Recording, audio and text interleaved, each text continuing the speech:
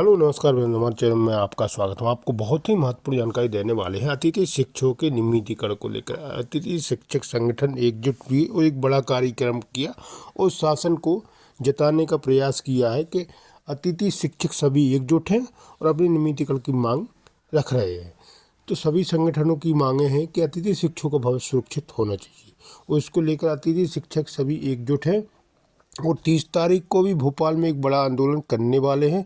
उसमें मोहन यादव जी शामिल रहेंगे।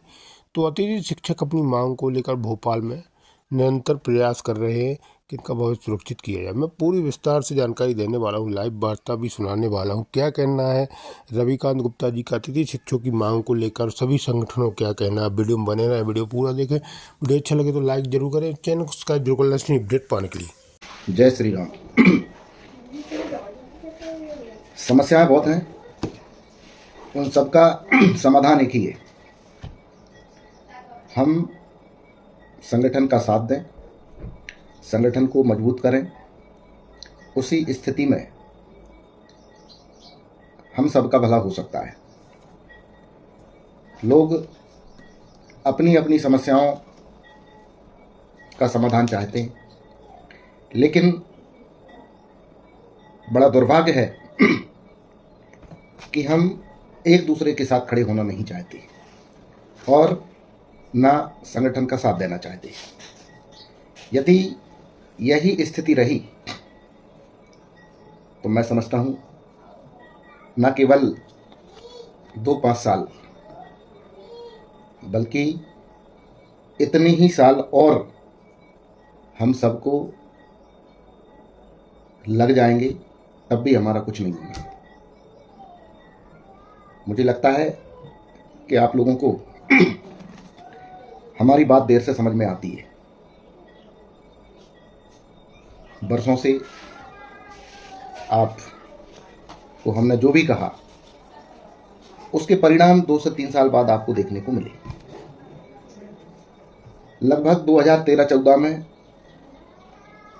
हमने वर्तमान में जो मर्जर वाली प्रक्रिया चल रही है, आज से कम 10-12 साल पहले इस मुद्दे को उठाया था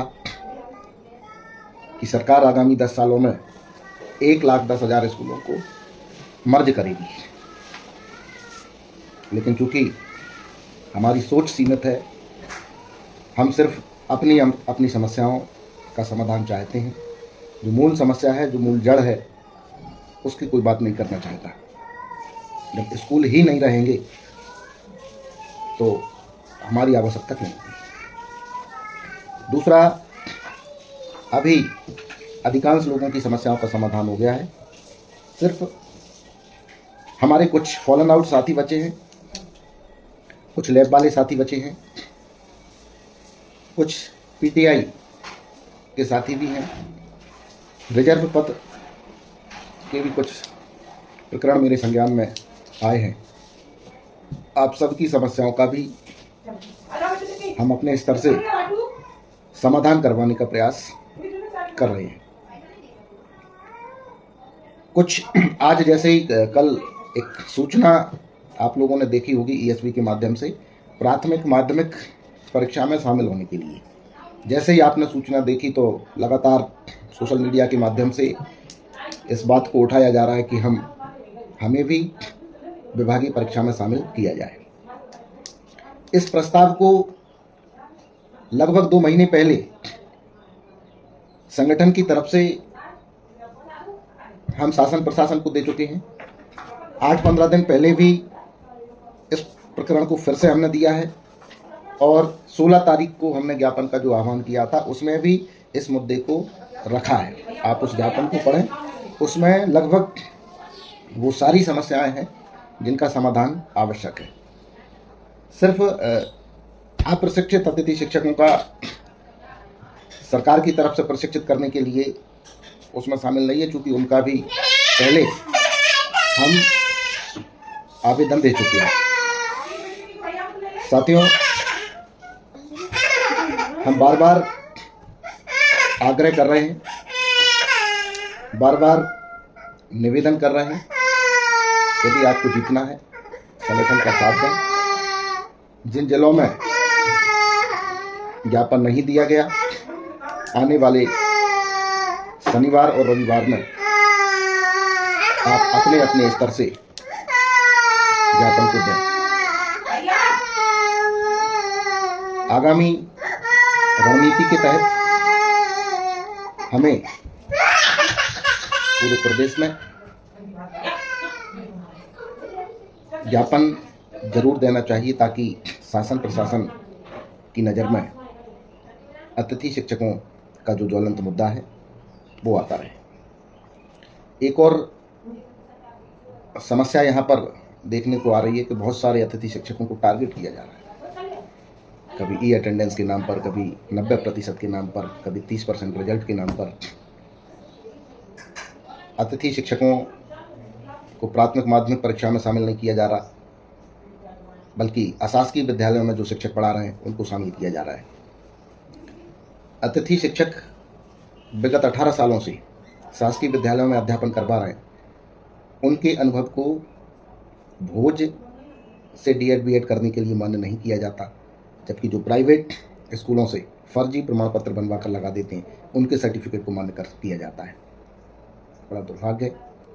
और आप चाहते हैं कि हम मजबूती से आपकी लड़ाई को लड़ें, हम दमदारी से आपकी लड़ाई को लड़ें। आपको हमारा साथ देना होगा। आप साथ देंगे तो निश्चित रूप से हम जीतेंगे। बहुत सारे साथी सीएल का इंतज़ार कर रहे हैं, वेतन वृद्धि का इंतज़ार कर रहे हैं। ये सिर्फ आपकी आवाज़ को दबाने के लिए है। बरसों की सेवा के बाद आपको बाहर करके अवकाश की पात्रता दे दें, मानदेय में वृद्धि कर दें, उससे आपको क्या फ़ायदा है? आप सबको एकजुट होकर काम करना पड़ेगा। यहाँ मैं किसी संगठन की बात नहीं कर रहा, मैं अतिथि शिक्षकों के हित की बात कर रहा हूँ। कार्यक्रम किसी का भी हो, अतिथि हित में यदि कोई संगठन आह्वान करता है तो हम सबको साथ देना चाहिए, और यदि हम नहीं देते तो दुनिया में हमसे ज़्यादा मूर्ख कोई नहीं है, क्योंकि हम अपने अधिकारों के लिए, अपने हक के लिए नहीं लड़ पा रहे हैं। और भी बहुत सारी चीज़ें हैं, क्योंकि मुझे भी स्कूल जाना है।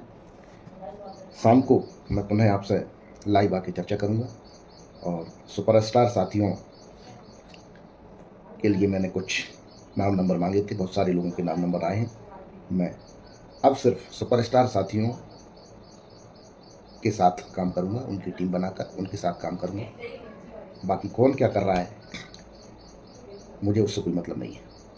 हाँ, अन्य कोई संगठन यदि कोई अतिथि हित में कार्यक्रम करेगा तो मैं पहले भी साथ था, आज भी साथ हूँ।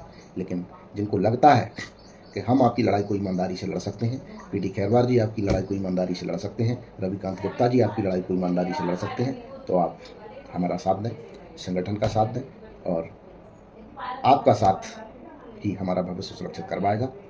ऐसी उम्मीद मैं करता हूँ। आपका सहयोग, आपका साथ हमको मिलेगा। धन्यवाद।